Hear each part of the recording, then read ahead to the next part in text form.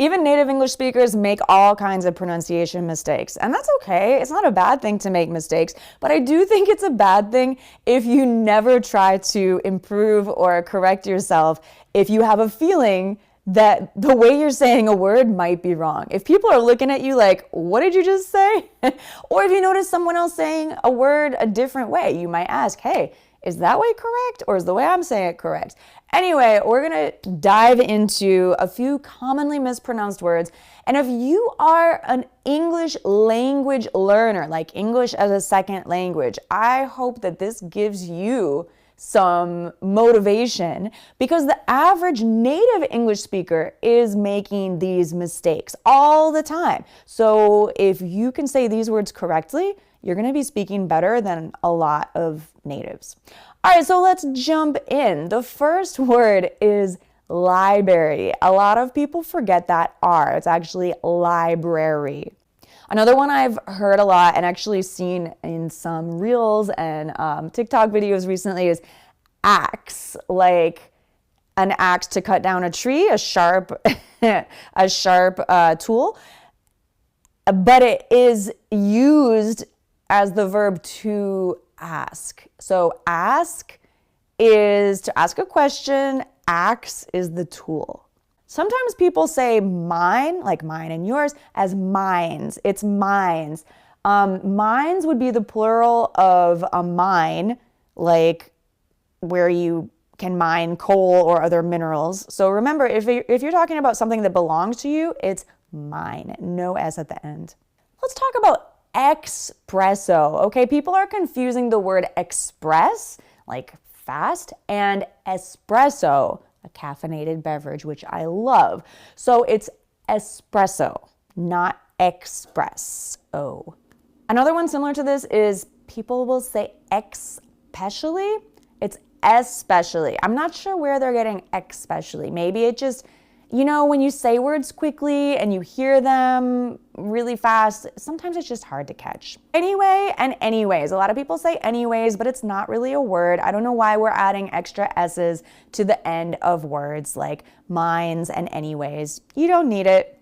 Same with toward and towards. We don't need that S. Tenant and tenant. It's so hard to hear the difference. Tenant is a person who occupies or rents an apartment. Tenant, with only one N, is a belief. Okay, I was really confused about key, spelled Q-U-A-Y, for a long time, but the way you say it is not quay, how it looks, it's key. So this is the frustrating thing in English, is that a lot of words look different than we pronounce them. So you just have to make the effort to look up the correct way, thank goodness for Google, and then memorize it. Realtor, a lot of people say realtor, but it's actually realtor. Segue, a lot of people say something else, I'm not sure what, but this word doesn't look like segue, but it is, and I actually researched why. And the reason is that it comes from Italian and the verb seguire, which means to follow. So if you hear the way I say that, I don't even know Italian, but seguire is also similar to Spanish, right? It sounds like there is a W sound in there. Seguire, segue.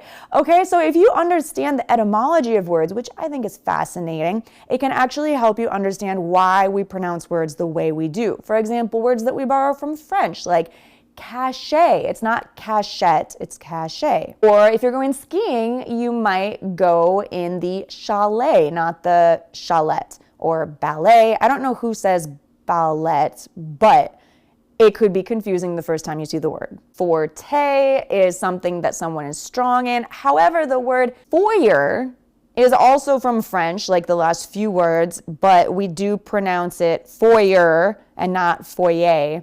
So it's confusing. Sometimes even if you do know the etymology of a word, you still have to look it up. And then we have words that we borrow directly from other languages. Like one of my favorite things to eat is acai from Brazil. But a lot of American English speakers I've heard, they see this on the menu. And it's relatively new here in the United States to see acai on a menu. but they'll say acai. I want that acai smoothie bowl. And I'm like, oh my God, that hurt my ears. But some words we borrow and then we change them when we say them in English. But yeah, this is not one of them. It's acai. If you are learning English, or if you're a native English speaker who wants to just level up your English for professional reasons, or just, to be correct, then watch out for these words, because they are sticklers. They will get even educated native English speakers. Alrighty, so you've got this. Just keep practicing, keep memorizing, and check out the next video. We're going to talk about grammar mistakes. There's a lot of them.